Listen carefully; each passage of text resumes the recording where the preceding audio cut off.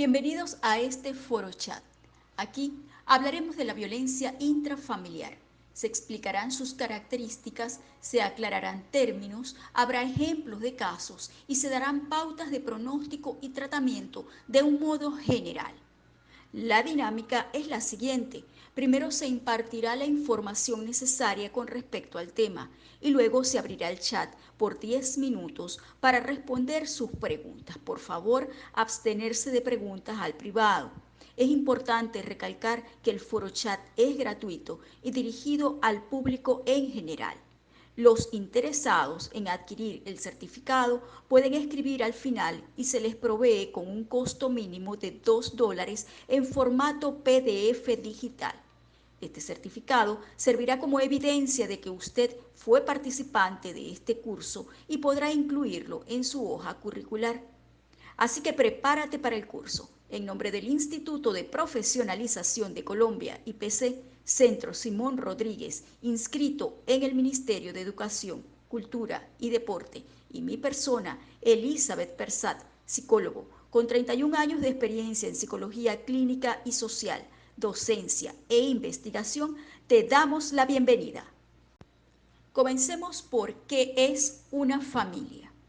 Existen muchas definiciones de familia planteadas por diferentes estudiosos en la materia. Pongamos como ejemplo la de Palacios y Rodrigo, 1998. La familia es una unión de personas que comparten un proyecto vital de existencia que se desea duradero, en el que se generan fuertes sentimientos de pertenencia a dicho grupo. Existe un comportamiento personal entre sus miembros y se establecen intensas relaciones de intimidad, reciprocidad y dependencia. Lo curioso es que aunque existan definiciones diferentes y se aprecien variaciones entre ellas, todas tienen en común las mismas funciones. Toda familia debe cubrir las necesidades de tener, de relación y de ser. Las necesidades de tener son los aspectos económicos como son bienes materiales y educativos necesarios para vivir. Las necesidades de relación hacen referencia a la socialización, amar y a sentirse amado, aceptado por los demás, y se incluye la comunicación. Y las necesidades de ser no son más que el sentido de identidad y de autonomía de uno mismo. Aunque todas estas definiciones son importantes, la literatura hace más hincapié en la relevancia de la familia como instrumento de socialización. La socialización es el proceso por el que se adquieren las creencias, valores y conductas que una sociedad considera significativas. Es el medio con el que se regula la conducta de los niños y se controlan sus impulsos, ayuda al crecimiento del individuo y perpetúa el orden social. Así, el entorno familiar es el primero donde los más pequeños pueden acceder a relacionarse y a aprender.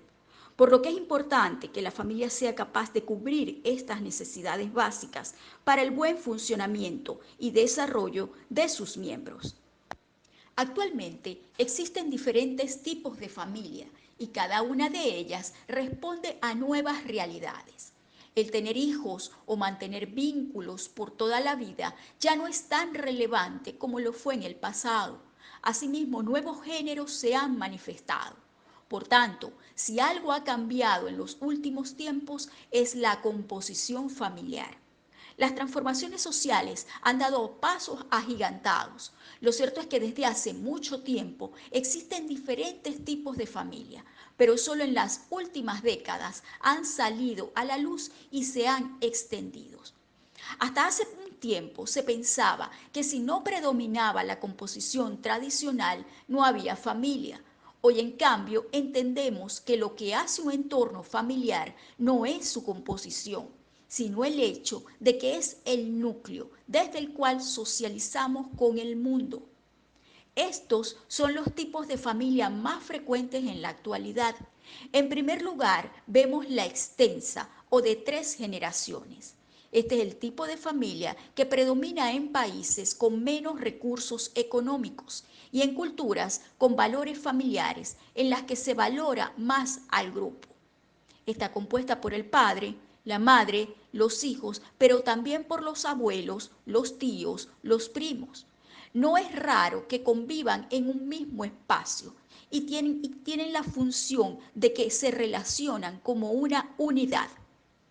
También tenemos a la familia nuclear. Este es uno de los tipos de familia predominantes, aunque no es la mayoría absoluta.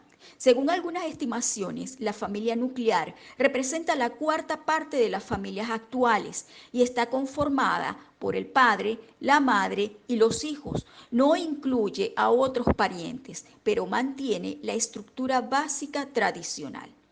También tenemos la familia con padres separados. Este es uno de esos tipos de familia que se ha incrementado notablemente en los últimos tiempos y corresponde a los casos en los que los padres están divorciados, aun cuando cada uno de ellos sigue ejerciendo su rol de una u otra manera, están separados.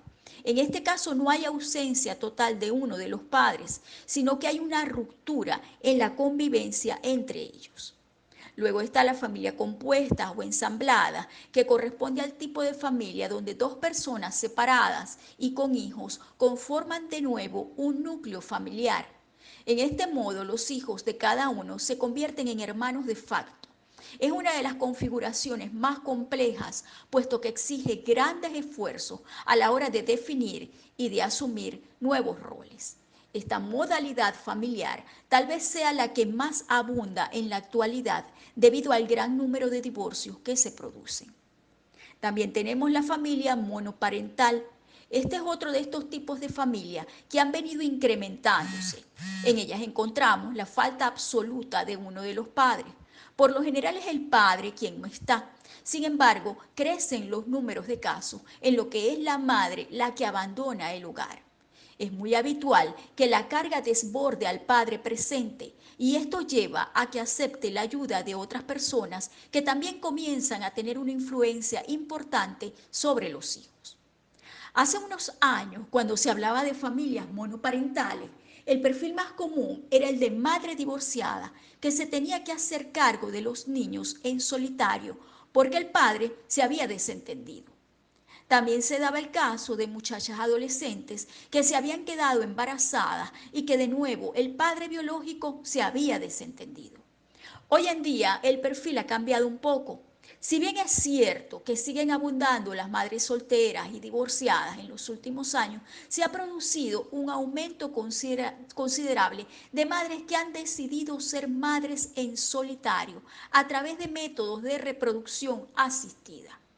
Igualmente, son cada vez más los padres que tras el divorcio deciden quedarse con la custodia de sus hijos, reivindicando así el derecho de ejercer la paternidad en igualdad de condiciones que las mujeres. Al igual que ocurre con las familias homoparentales, el tipo de familia monoparental cuenta con sus correspondientes creencias culturales y prejuicios referentes a los roles del género en su mayoría. Por ejemplo, un hombre solo no es capaz de criar a sus hijos. Los hijos están mejor con sus madres. Estos hijos y niñas muestran un desarrollo psicológico alterado por carecer de una figura paterna o materna.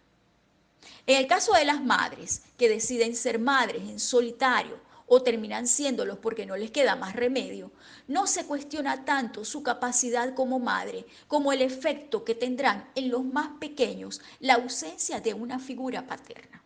Sin embargo, cuando se habla de padres solo, las dudas sobre el adecuado desarrollo de los menores se disparan, basándose sobre todo en los argumentos que cuestionan la capacidad y habilidad de los hombres para criar.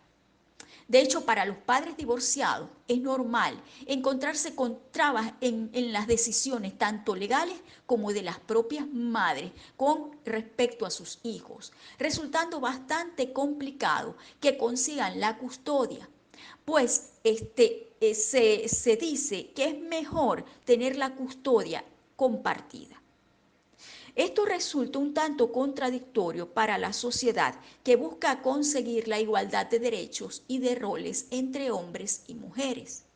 También hay estudios realizados sobre el desarrollo de los niños en las familias monoparentales, donde concluyen que son los niños que crecen tan normales como cualquier otro, bien sea con mamá o con papá.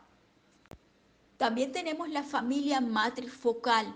Este tipo de familias es propio de Jamaica, República Dominicana, Antilla Francesa o algunas regiones de Estados Unidos. Se trata de un sistema de organización familiar en el que la madre y su familia materna tienen el mayor peso de la familia.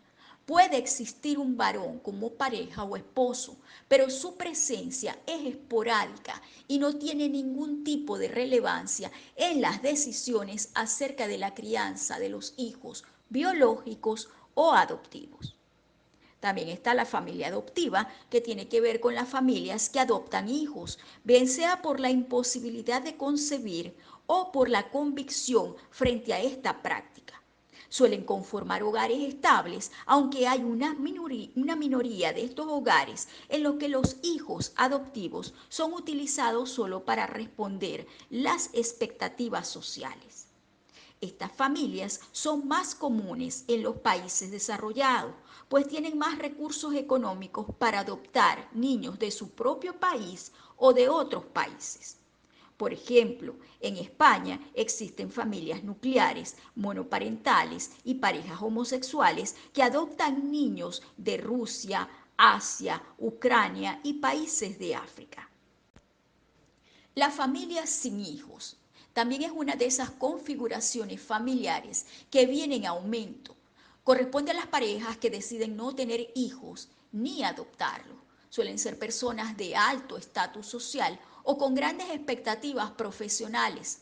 No creen que el rol de padre los satisfaga y ven a la pareja como compañero de vida y de objetivos principalmente. Son las formadas por dos adultos heterosexuales u homosexuales que no tienen hijos, ya sea porque lo han decidido o porque no han podido.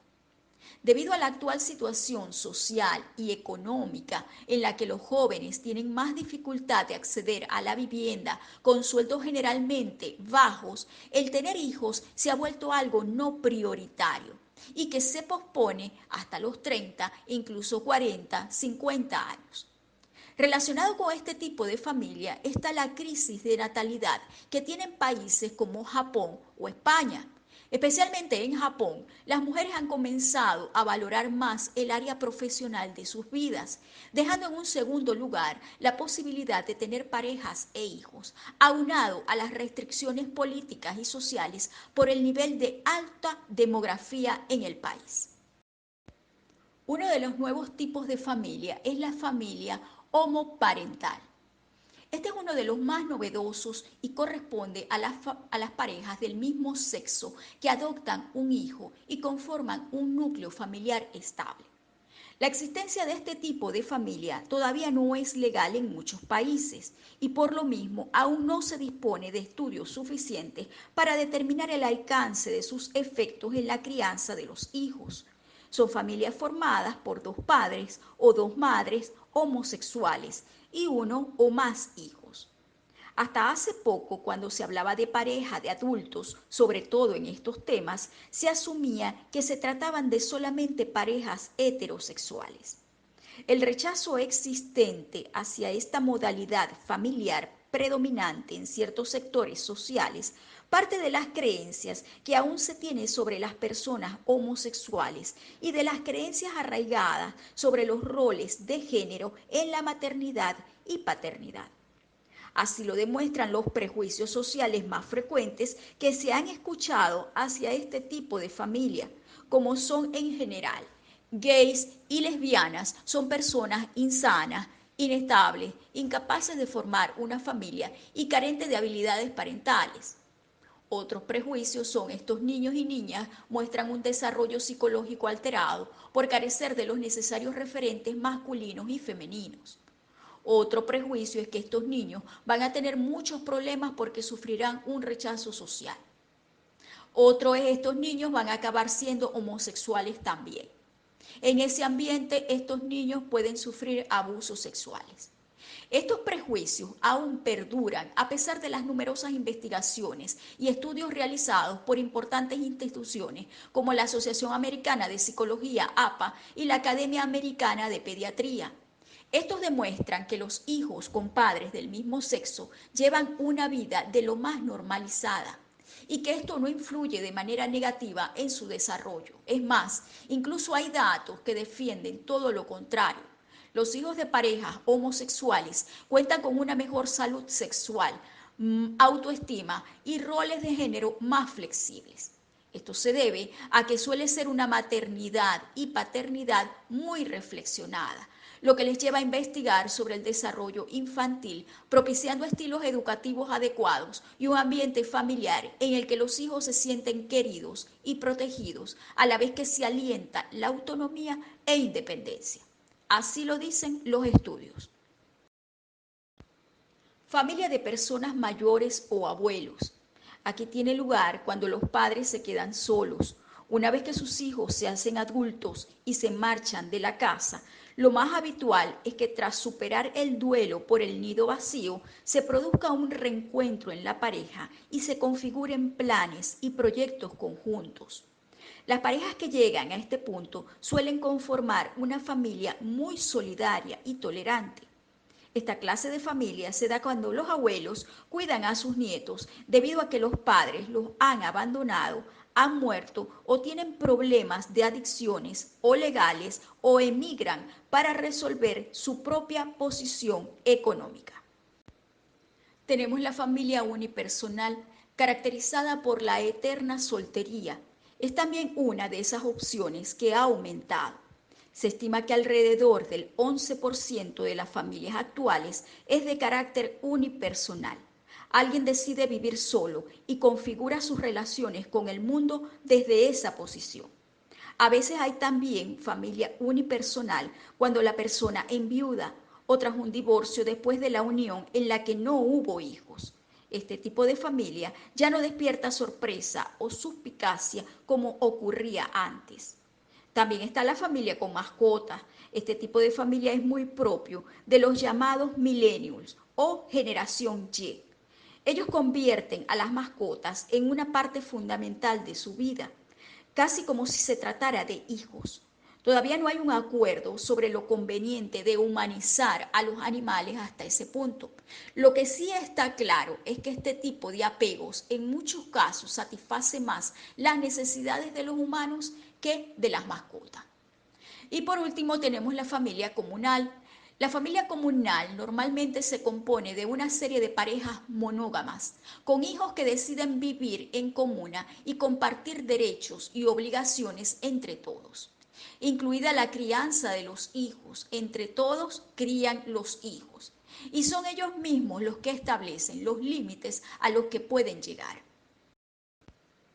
Tradicionalmente, la familia venezolana ha estado inmersa dentro de un matriarcado. Estudiosos del tema, como el investigador Alejandro Moreno Olmedo, indican que esta visión de la estructura familiar monoparental, liderada por la figura femenina, tiene su origen en épocas de la conquista española. En esta época, muchas mujeres quedaron embarazadas y debieron hacerse cargo de sus hijos. Este matricentrismo, como se denomina a las familias cuyo líder es la madre, ha caracterizado a la familia venezolana a lo largo de su historia. Algunos estudiosos indican que este es el origen de la inexistencia de una estructura armónica y constructiva del concepto de familia en términos generales. En cambio, el padre tiene un rol prácticamente inexistente que en muchos casos ha resultado ser perjudicial. Así como en casos anteriores, en Venezuela también se ha transformado el concepto de la familia con el pasar de los años. La figura femenina comenzó a integrarse más en el ámbito laboral y esto implicó que las familias nucleares no fueran solo el hombre, el procurador de insumos, sino también la mujer. A partir de esta especialización, otra característica de la familia venezolana es que los distintos miembros se han convertido en procuradores. en muchos casos debido a la necesidad de subsistencia, teniendo como contexto una situación económica precaria. En definitiva, la situación de la familia venezolana actual puede confirmar que las características matriarcal de épocas pasadas sigue presente en distintos ámbitos. En general, se trata de una estructura monoparental en la que la madre y sus hijos son los más importantes, siendo la primera la defensora acérrima de las segundos. Esto se une al éxodo actual. Actualmente Venezuela ha vivido el éxodo más grande de su historia, dado que aproximadamente 1.6 millones de venezolanos, si no son más, han decidido emigrar a distintos países como consecuencia de la precaria situación económica, social y sanitaria que se vive en este país latinoamericano. Este enorme éxodo llevado a cabo en apenas 3, 4 años ha traído como consecuencia que muchas familias se hayan separado. En esta dinámica se incluyen a los miembros directos, padres o hijos separados, y a los menos cercanos como los abuelos, los primos, los tíos u otros miembros de la familia, donde el rol del cuidador es heredado en estos casos por los abuelos, tíos o hermanos mayores. Entramos en el tema de violencia y entonces vamos a definir lo que es la violencia intrafamiliar. Esta es toda acción u omisión protagonizada por los miembros que conforman el grupo familiar. Este puede ser por afinidad, sangre o afiliación y que los transforma en agresores, causando intencionalmente daño físico, psicológico, sexual, económico o social a uno o varios miembros, asociado a estrés familiar. Este maltrato se puede especificar como físico, actos que atentan o agreden el cuerpo de la persona, tales como empujones, bofetadas, golpes de puño o golpes de pie. El psicológico son actitudes que tienen por objeto causar temor, intimidar y controlar las conductas, sentimientos y pensamientos de las personas a quien se está agrediendo con las descalificaciones e insultos para establecer control. El sexual es la imposición de actos de carácter sexual contra la voluntad de la otra persona, como por ejemplo exposición a actividades sexuales no deseadas o la manipulación a través de la sexualidad. Lo económico es no cubrir las necesidades básicas de la persona y ejercer control a través de recursos económicos. La OMS, Organización Mundial de la Salud, señala ya en su estudio sobre violencia y salud en el 2002 que la violencia es el resultado de la acción recíproca y compleja entre factores individuales, relacionales, sociales, culturales y ambientales. Es decir, esta definición está basada en un fenómeno bioecológico. En cuanto a factores que tienen que ver con los estilos emocionales están la falta de control de impulsos, la poca o nula tolerancia a la frustración, la falta de asertividad, esto tiene que ver con la comunicación directa sin ofender, el afrontamiento a los problemas, los patrones familiares, los factores individuales y las expectativas y mitos sobre la pareja y el amor. Muchos de estos factores que tienen que ver con las historias y biografía personal están ya condicionados por una educación y modelos sexistas, una educación emocional, afectivo, sexual que tiene un profundo sesgo en el género. Los factores personales por sí solos no pueden explicar la prevalencia y universalidad del problema. En todo el mundo, las mujeres viven cotidianamente en la subordinación, la explotación, lo invisible, la falta de libertad y derechos, la opresión, la violencia y por tanto solo se apunta a la verdadera raíz del problema cuando se hace un análisis social de las relaciones entre el dominio y la sumisión. El origen de la violencia machista está vinculado al desequilibrio en las relaciones de poder entre hombres y mujeres en los ámbitos social, económico, religioso y político. Este desequilibrio fomenta y justifica las desigualdades y el dominio de los hombres sobre las mujeres, siendo la violencia una forma de mantenerlo, de resolver los conflictos y de responder a los cambios y avances en las mujeres. El sociólogo Zygmunt Bauman fue quien desarrolló el concepto de modernidad líquida en referencia a la sociedad en la que vivimos. A través de la historia, diversas instituciones y estructuras sociales se mantuvieron intactas e incuestionables, donde los valores más relevantes se asociaban a la estabilidad, la unión y la tradición. Pero en nuestra realidad actual, estos valores, guías y estructuras se han disuelto, dando lugar a la modernidad líquida. La sociedad líquida está en cambio constante, lo que genera una angustia existencial, donde parece no tener sentido cuando se trata de construir nuevas cosas, ya que el tiempo y la propia modernidad impulsarán su desintegración. Así nos encontramos como raza humana navegando los mares de la incertidumbre, sin saber cómo estará la economía mañana, si estallará una crisis o no, si contaremos con trabajo, si formaremos una familia. La liquidez es, por tanto, una clara representación de nuestra realidad actual. En la vida, todas las cosas fluyen, se desplazan, se desbordan, pero siempre por un periodo de tiempo limitado y sin ocupar un espacio concreto y definido. Es por ello que Bauman adopta el concepto de liquidez como una alegoría de la naturaleza que representa además una nueva fase de la historia humana. Uno de los ámbitos más afectados por la modernidad líquida es el campo laboral. Las personas que ingresan a un trabajo no saben cuándo se retirarán, pues eso depende de las reglas del mercado, las finanzas transnacionales, donde ellas prevalecen con su poder sobre las políticas de cada gobierno. Además, debido a la fugacidad de los valores actuales, la identidad del ser humano se construye en cimientos débiles, causando fragilidad y desarraigo en las personas. Surge de esta forma una nueva identidad flexible que puede adaptarse a diferentes escenarios y personas, pero ya no se relaciona con la construcción de un yo, sino que es en función a los demás, lo que genera en los sujetos una fuerte dependencia para con los otros y las expectativas de estos que deberán ser cumplidas. Por su parte, el matrimonio como institución es un riesgo que pocas personas se animan a tomar. Ya nadie quiere comprometerse a largo plazo.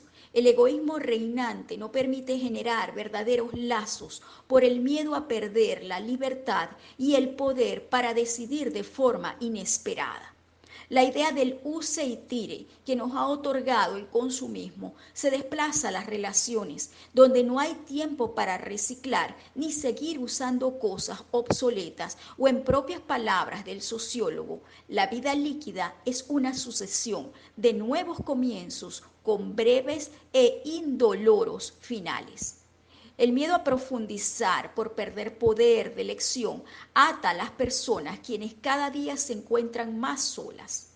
Como no sabes qué va a pasar, no tomas medidas de precaución. La pregunta es, ¿tenemos claro nuestro propósito de vida? Es decir, tu propósito de vida en pareja y tu propósito de vida en familia. Y la pandemia se une y refuerza esta teoría. Y quizás la respuesta es que hay falta de unidad colectiva. O la pandemia ha dado paso a volver a la naturaleza. Estas son respuestas que deben ser resueltas en la medida de que el ser humano va avanzando. Otro fenómeno que pudiera influir en la convivencia y en la violencia intrafamiliar es la teoría de los apegos. Esta teoría describe la dinámica de largo plazo en las relaciones entre los seres humanos. Su principio más importante declara que en un recién nacido necesita desarrollar una relación con al menos un cuidador principal para que su desarrollo social y emocional se produzca con normalidad. Entonces, en esta relación infante y figura próxima surgen diferentes tipos de apego. Entre ellos está el apego seguro. Los adultos que crecieron con este tipo de apego durante la infancia son personas a las que vincularse con sus parejas les resulta sencillo y agradable. Se permiten depender de su pareja emocionalmente, así como ésta también lo haga con ella. Saben disfrutar de las relaciones íntimas sin preocuparse qué pueda suceder después.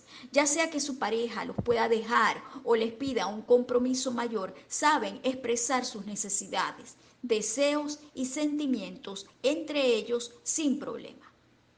El apego evitativo. Aquí los niños tienen figuras próximas que se comportaban con ellos de manera distante e incluso fría. En la edad adulta se van a sentir incómodos e incluso molestos cuando su pareja comienza a buscar una mayor cercanía e intimidad. Les cuesta mucho confiar totalmente en su pareja, dejarse llevar y depender emocionalmente de ella, así como también demostrarle afecto y cariño. Otro tipo de apego es el apego ansioso o ambivalente. Aquí los adultos que han crecido con este tipo de apego suelen ser personas bastante temerosas e inseguras en cuanto a sus relaciones amorosas. Tienen un miedo constante a que puedan ser abandonadas y tratan de generar un vínculo muy estrecho con sus parejas para que esto no suceda. Todo esto provoca que en muchas ocasiones la pareja o los pretendientes se alejen de ellos. Y por último está el apego desorganizado. Los adultos que han crecido con este estilo de apego suelen tener relaciones bastante dramáticas y problemáticas con muchos altibajos. Por un lado, tienen temor a que puedan ser abandonados, pero por el otro, les cuesta tener demasiada intimidad. Personas que pueden hacerse muy dependientes de sus parejas cuando se sienten rechazadas y se sienten asfixiadas, entonces buscan el establecer no conexión con ellos. Y esto hace que ellos no se sientan bien consigo mismos. Luego de ver una de las posibles causas de violencia familiar a la luz de diferentes teorías, veamos qué ocurre en la relación de pareja con respecto a la violencia machista como fuente de desequilibrio en las relaciones de poder entre hombres y mujeres en los ámbitos social, económico, religioso y político. Este desequilibrio fomenta y justifica las desigualdades y el dominio de los hombres sobre las mujeres, siendo la violencia una forma de mantenerlo, de resolver los conflictos y de responder a los cambios y avances de las mujeres. En lo social, las normas se dan por sentado, hay control de los hombres sobre las conductas de las mujeres. Existe la aceptación de la violencia a nivel social como vía de resolución de conflictos y noción de masculinidad unida al dominio, honor o agresión, y roles de género rígidos donde el hombre se comporta de una manera y la mujer de otra. En lo comunitario vemos la pobreza, estatus socioeconómico bajo, desempleo, aislamiento social, la carencia de apoyo social e institucional y la ausencia de redes comunitarias. En las relaciones vemos los conflictos de pareja. Hay un modelo de guión amoroso donde sobre todo la mujer está en busca del mito del amor romántico. Hay control de dinero y toma de decisiones por parte del hombre únicamente. Y las estrategias de comunicación y de resolución de conflictos son disfuncionales. En lo individual, el hecho de ser testigo o víctima de la violencia de la familia de origen, ese de seguir modelos de vinculación tóxica de la familia de origen deja marcas muy grandes. El tener un padre que fue ausente, el sufrir un desapego emocional, el ser víctima de los padres en uso de alcohol y otras sustancias. El interiorizar valores como la superioridad del hombre e inferioridad de la mujer, la perspectiva psicológica que tienen los padres que maltratan, de aquellos padres que poseen una baja autoestima, que tienen antecedentes también de maltratos, que están deprimidos, que tienen baja tolerancia a la frustración. Todo esto va a caer también dentro de una perspectiva psiquiátrica, donde los testigos y víctimas de violencia van a presentar altas tasas de depresión y un estrés postraumático. El abuso de sustancias y de alcohol, así como los trastornos de personalidad antisocial, van a incrementar de manera considerable el riesgo de violencia en la familia. Además, la violencia y el suicidio se ha encontrado que tienen mucha relación sobre los miembros adolescentes del grupo familiar. Los efectos de la violencia intrafamiliar pueden ser clasificados en psíquicos, sociales y sexuales. Los psíquicos hacen referencia a la desvalorización, la baja autoestima, el estrés emocional, producto de las tensiones que produce el maltrato en las víctimas. Por ejemplo, produce una baja en el rendimiento escolar, laboral, de adaptación, ya que las tensiones emocionales dificultan la concentración en los miembros de la familia. En cuanto a lo físico, se manifiesta en forma de hematomas, heridas abiertas, fracturas, quemaduras. En el acto sexual también se presenta violencia cuando éste se produce en forma forzada, produciendo cambios en la personalidad y alteraciones en las relaciones con el violador, que puede ser el marido u compañero. En este caso, las mujeres sufren riesgos de embarazos no deseados y son forzadas a mantener relaciones sexuales. También relaciones sexuales pueden ocurrir hacia otros miembros de la familia. Más que maltrato, deja secuelas en estos miembros en las futuras relaciones que estos puedan tener. Los efectos psicosociales generan la marginación, la exclusión y la violación de los derechos fundamentales de la mujer y de los niños. Cuando se presenta un maltrato hacia la mujer, ésta se ve obligada a aislarse de ciertas actividades sociales, de relaciones interfamiliares y hasta de su propio hogar. Dentro de la exclusión se ven afectados los niños en cuanto al afecto, puesto que una madre marginada forzosamente por violencia intrafamiliar no puede brindar a sus hijos el amor que necesitan, lo que puede llevar a estos niños a factores de riesgo como la drogadicción, la prostitución, la delincuencia. En Venezuela existe la ley orgánica sobre el derecho de las mujeres a una vida libre de violencia. La ley tiene por objeto garantizar y promover el derecho de las mujeres a esta vida libre de violencia, creando condiciones para prevenir, atender, sancionar y erradicar la violencia contra las mujeres en cualquiera de sus manifestaciones y ámbitos, impulsando cambios en los patrones socioculturales que sostienen la desigualdad de género y las relaciones de poder sobre las mujeres, para favorecer la construcción de una sociedad justa, democrática, participativa y protagónica. Para profundizar el tema, veamos el círculo de la violencia intrafamiliar. La dinámica de la violencia intrafamiliar existe como un ciclo que pasa por tres fases, las que difieren en duración según los casos. Es importante aclarar que el agresor no se detiene por sí solo, a no ser que la pareja que permanezca junto a él haga la denuncia. Si no lo hace, el ciclo va a comenzar una y otra vez y cada vez con más violencia. Entonces, cuando una pareja está empezando sus relaciones, es muy difícil que aparezca la violencia. Cada miembro de la pareja muestra su mejor faceta. La posibilidad de que la pareja termine es muy alta si ocurre algún episodio de violencia. Entonces comenzamos con la etapa número 1, que se llama acumulación de tensión. A medida que la relación continúa, se incrementa la demanda, así como el estrés. Hay un incremento del comportamiento agresivo más habitual hacia objetos que hacia la pareja, como por ejemplo, dar portazos, arrojar objetos, romper cosas. La violencia se mueve desde las cosas hacia su pareja y puede haber un aumento de abuso verbal y de abuso físico. La pareja intenta modificar su comportamiento a fin de evitar la violencia, por ejemplo, mantener la casa cada vez más limpia, a los hijos más silenciosos, creando lo que llamamos el suelo pegajoso, donde la mujer no puede despegarse de las tareas del hogar, siendo un obstáculo para su desarrollo personal. La mujer comienza a sentirse responsable por el abuso.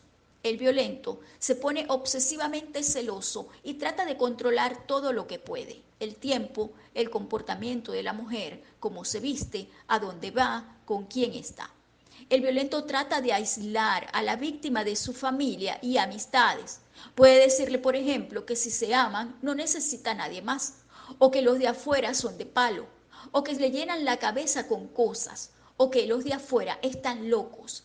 Esta fase difiere según los casos. La duración puede ser de semanas, días, meses y años, y se va acortando con el transcurrir del tiempo. En la segunda etapa tenemos el episodio agudo de violencia. Aquí aparece la necesidad de descargar las tensiones acumuladas. El abusador hace una elección acerca de su violencia, decide tiempo y lugar para el episodio, hace una elección consciente sobre la parte del cuerpo a golpear y cómo lo va a hacer.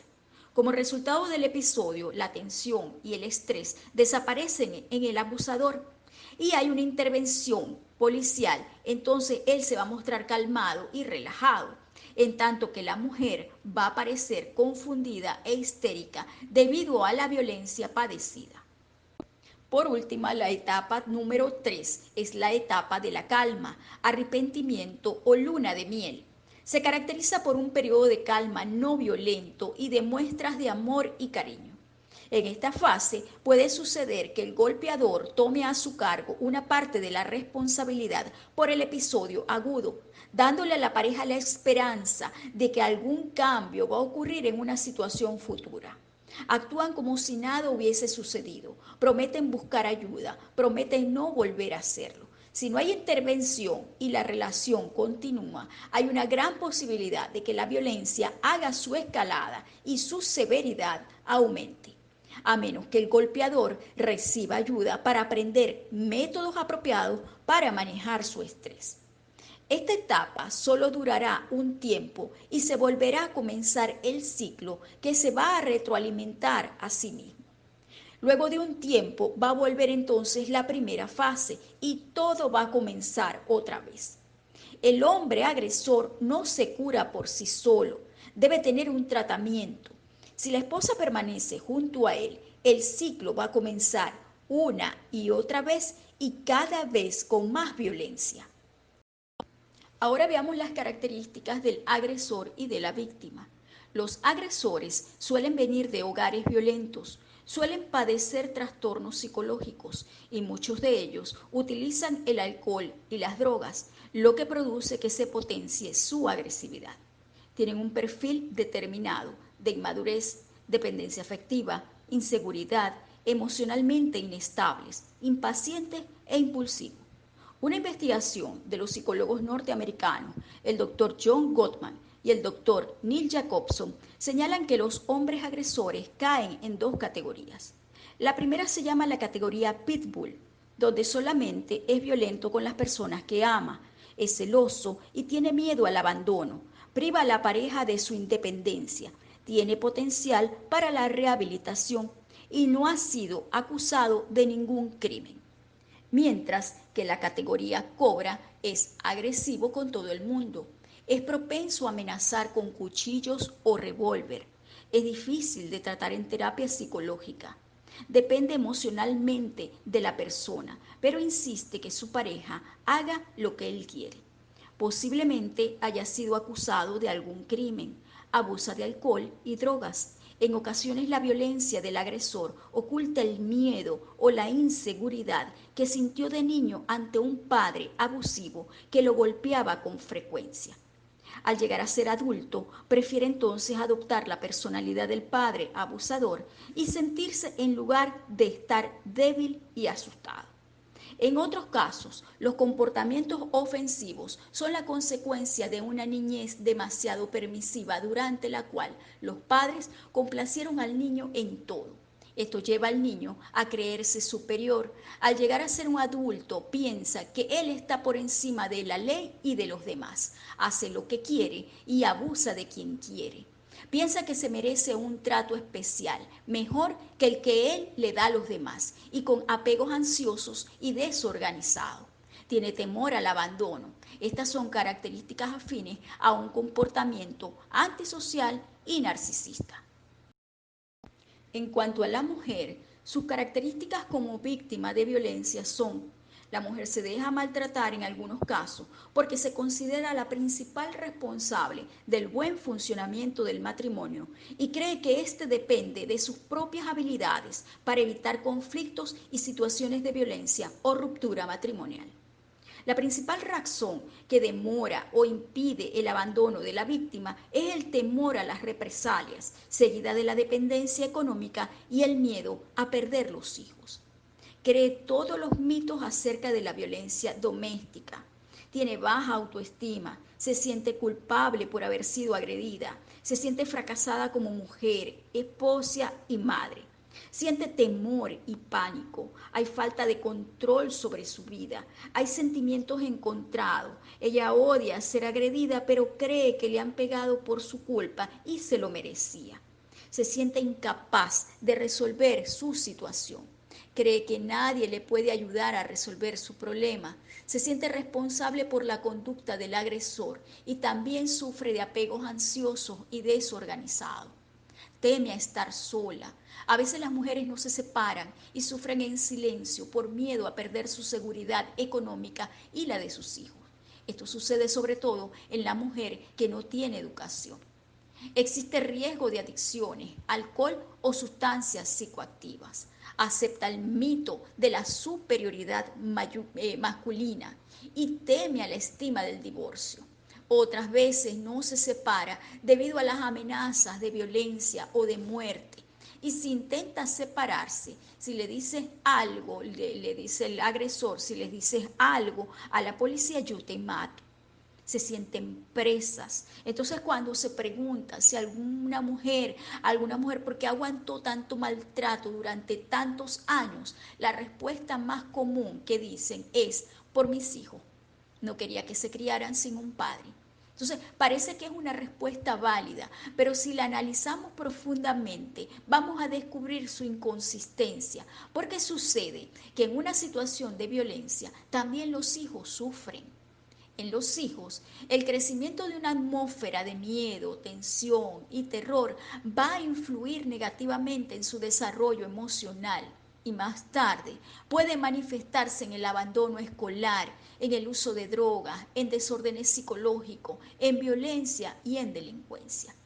El maltrato continuado genera en la mujer procesos patológicos de adaptación, a fin de caracterizarse como un trastorno de personalidad dependiente.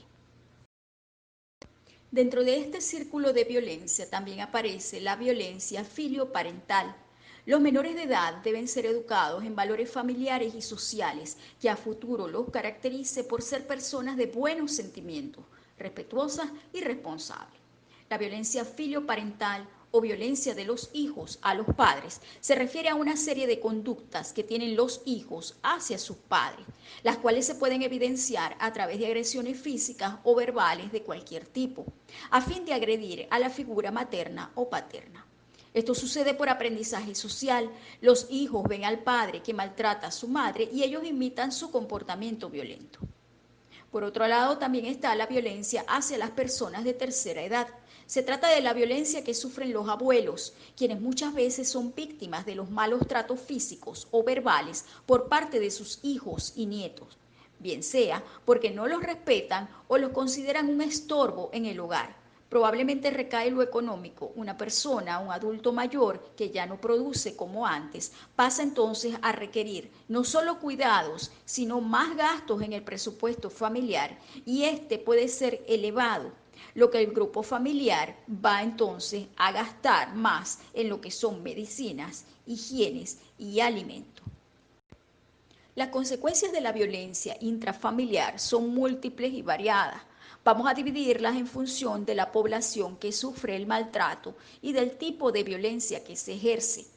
En los menores son un colectivo especialmente vulnerable y donde las consecuencias de la violencia son más dramáticas, tanto si se ejerce sobre ellos como si vienen de un domicilio donde se hace uso de la violencia entre los familiares. Por otro lado, los estudios indican que en algunos casos las secuelas emocionales pueden desembocar en la reproducción del futuro de una forma violenta.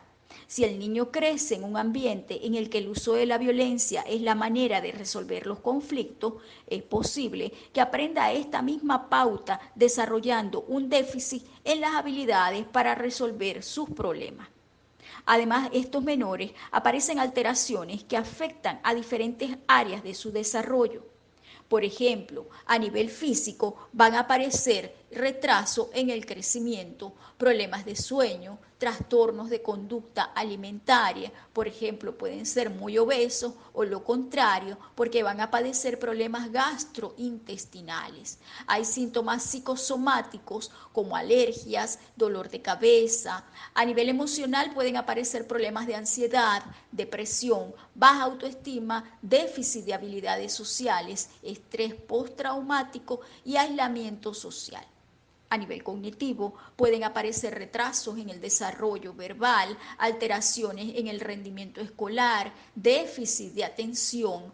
A nivel comportamental, pueden haber conductas violentas hacia los demás, inmadurez, retraimiento y conductas autodestructivas.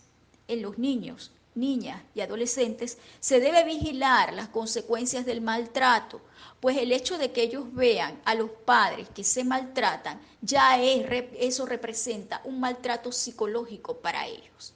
Se pueden observar síntomas que si permanecen por 2 semanas se debe pedir ayuda.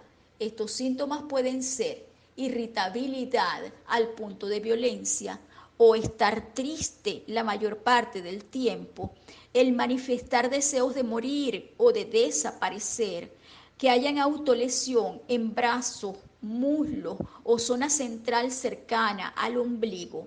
Todo ello se debe tomar en cuenta según la edad. Si este niño cuenta con recursos psicológicos, pues va a funcionar, pero si no los tiene, esto puede afectar a su salud física y mental. Por tanto, la ayuda externa de un profesional es propicia. En la pareja, aunque la gran mayoría de los casos de violencia son ejercidos por el hombre hacia la mujer, también existen casos en los que el maltrato lo sufren los hombres, especialmente de tipo psicológico, sobre todo si éste dejó de ser productivo y el resto de los miembros de la familia trabajan. Las consecuencias derivadas del maltrato la vamos a encontrar en 3 niveles. A nivel físico pueden haber lesiones, heridas, golpes, quemaduras. Hay mayor vulnerabilidad a padecer una enfermedad y hay un descuido personal a nivel de higiene. A nivel psicológico puede aparecer un estrés postraumático, depresión, ansiedad, baja autoestima, intentos de suicidio, abuso de alcohol y sustancias psicoactivas, disfunciones sexuales, trastornos somáticos como dolor de cabeza, problemas gastrointestinales, malestar generalizado e inespecífico, aunado a sentimientos de culpabilidad y sentimientos de desesperanza aprendida. A nivel social se puede ver una actitud de desconfianza o hostilidad hacia el mundo. Puede aislarse socialmente. Hay sentimiento de peligro y amenaza constante por todo lo que le rodea. Consecuencias intrafamiliar para el agresor. Numerosos estudios coinciden en señalar una serie de consecuencias que aparecen en la persona que ejerce la violencia. Esta persona va a tener incapacidad para disfrutar de una relación de pareja o familiar satisfactoria y gratificante.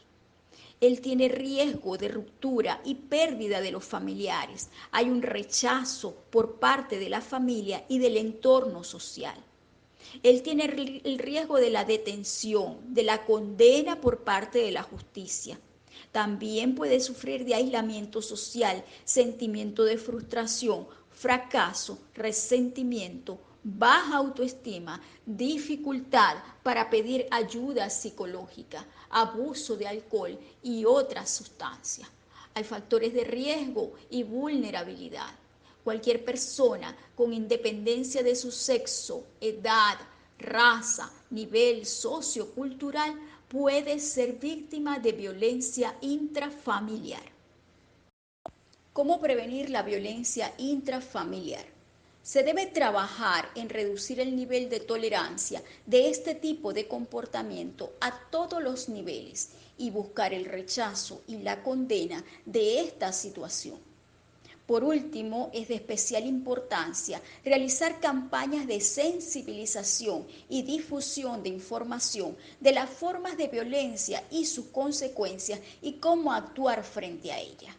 La prevención a nivel primario es de crucial importancia en el ámbito educativo a través de la psicoeducación. A nivel secundario, en este contexto, es especialmente importante la formación al personal sanitario, a las fuerzas de seguridad, a servicios sociales, abogados y jueces dispuestos a hacer valer la ley de violencia contra la mujer. En definitiva, a todos los profesionales que puedan estar implicados en la detección o intervención en situaciones de violencia. Y a nivel terciario, disponer de una serie de servicios y recursos de atención, asesoramiento, protección y asistencia a las víctimas de violencia. Ahora bien, en este tiempo de coronavirus o COVID-19 se ha causado un impacto social a todos por la cesantía de actividades, distanciamiento social y confinamiento. Uno de los factores es el aumento de la violencia doméstica con indicadores previos como los problemas económicos, salud, disfunción familiar, una historia de violencia o la adversidad. Esto impacta sobre todo la violencia contra la mujer. Debido al confinamiento, en varios países de América Latina se dispararon los pedidos de auxilios de víctimas de violencia doméstica obligadas a convivir con su agresión, con alta frecuencia en fines de semana que aumentan significativamente desde las 20 horas, 8 de la noche, una vez terminado el horario laboral en días hábiles. Es posible que un número importante de casos de violencia contra la mujer no aparezcan en las cifras oficiales porque, por ejemplo, muchas mujeres no pueden salir de sus viviendas y denunciar, y otras prefieren mantenerlo en silencio. En el hogar también se propicia el maltrato de madres a hijos y de hijos a progenitoras por la poca intimidad, momentos de esparcimiento. Los niños, jóvenes y madres se aburren y esto lleva a mayor observación y control entre los miembros que no estaban acostumbrados a la dinámica de relación. En muchos casos el hogar era visto como un hotel y ahora es visto como una prisión. Del mismo modo, los ancianos no conscientes de la situación de salud y siendo los más vulnerables por sufrir comorbilidades como hipertensión, diabetes y deficiencias respiratorias, no toman medidas y salen a la calle provocando situaciones violentas por parte de sus hijos o cuidadores para traerlos nuevamente al hogar. Como nos cuenta la ONU, antes de la existencia del COVID-19, la violencia intrafamiliar ya era una de las violaciones de los derechos humanos más flagrantes. En los últimos 12 meses, 243 millones de mujeres y niñas en edades comprendidas entre 15 y 49 años en todo el mundo han sufrido violencia sexual y física por parte del compañero sentimental. Y con el avance de la pandemia es probable que esta cifra crezca con múltiples efectos en el bienestar de las mujeres, su salud mental, sexual y reproductiva, así como su capacidad para participar en la sociedad. Una respuesta integral y global a la pandemia debe incluir la intervención para prevenir la violencia contra las mujeres y las niñas. Sin duda, el aislamiento que se está viviendo nos está poniendo a prueba a más de uno sobre cómo vivir en armonía con nuestra familia en cuarentena. Esta época para algunos puede ser de regocijo y tranquilidad, pero para otros se vive con desesperación al enfrentarse a pasar tanto tiempo con la familia bajo un mismo techo. En caso de sentir el acoso del atacante, denuncia al ente de seguridad de Estado más cercano. No te alejes por mucho tiempo de tu casa. Busca resguardo a tu salud y quédate en casa. Permanecer en casa es una muestra de respeto y amor hacia ti y hacia tu familia. Esta, junto a la medida de lavarse constantemente las manos, son por ahora las estrategias más efectivas para prevenir el contagio. Cree en tus capacidades. Asume el aislamiento como una oportunidad para fortalecerte ante la adversidad. Por ello, aprovecha este momento para aprender aquellas cosas que siempre quisiste, pero postergaste por alguna razón. Si tienes teléfono inteligente, ingresa gratis a ForoChat de este tipo o de otros tipos de tu interés.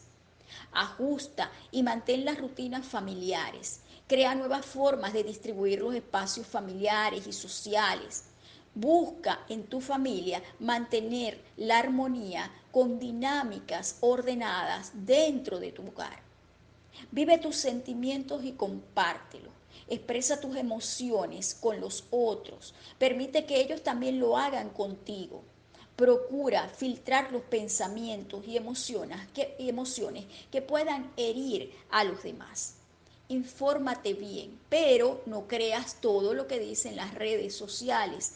En muchas circulan noticias distorsionadas que puedan generar pánico. Asegúrate que la fuente sea confiable y establece también horarios para ver, oír o leer noticias para no saturarte de información. Utiliza tu tiempo, lee, aprende una nueva receta, siembra, cambia de posición los muebles del hogar, invita a tus hijos a hacerlo, mantén las rutinas del hogar, hora de comer, hora de dormir.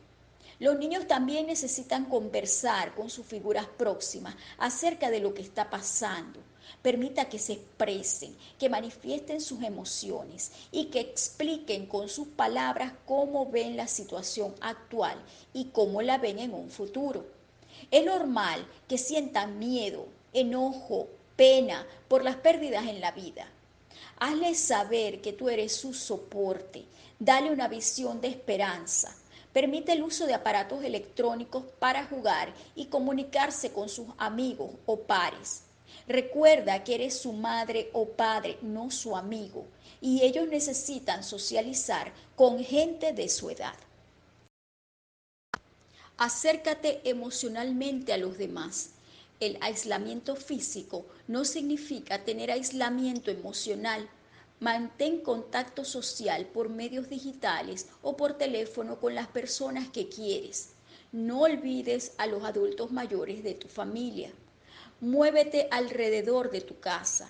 Recuerda la importancia de realizar pausas activas y de mantener la actividad física en casa. Estas prácticas son fundamentales para conservar la calma, el optimismo y las defensas de tu organismo. El ejercicio de respiración es vital en estos tiempos para obtener la calma. Haz las tareas con tus hijos. Esta es una oportunidad única para acercarte a tus hijos y ayudarlos con sus tareas y así conocerlos mejor. Haz también que ellos participen en las labores del hogar. Aprovecha estas vacaciones para hacer actividades que los integre, ver películas, juegos con disfraces, juegos de mesa, ejercicios, recetas de cocina, como por ejemplo las arepitas de colores que se preparan con bajo presupuesto. Piensa como equipo. Todos son importantes, sin importar edad, género, condición económica. Somos un equipo y estamos haciendo nuestro mayor esfuerzo para enfrentar la emergencia sanitaria. Aprovecha estos momentos para unirte más a los otros. Pide ayuda y no sientas pena. No sientas vergüenza si sientes que no puedes lidiar con tus emociones. Pida ayuda profesional. Estamos viviendo una situación extraordinaria en nuestras vidas y es momento para conectar con nuestra familia en armonía. Mientras compartimos este tiempo, vamos a disfrutarlo en esta cuarentena. Y recuerda que es un distanciamiento físico, no un distanciamiento social.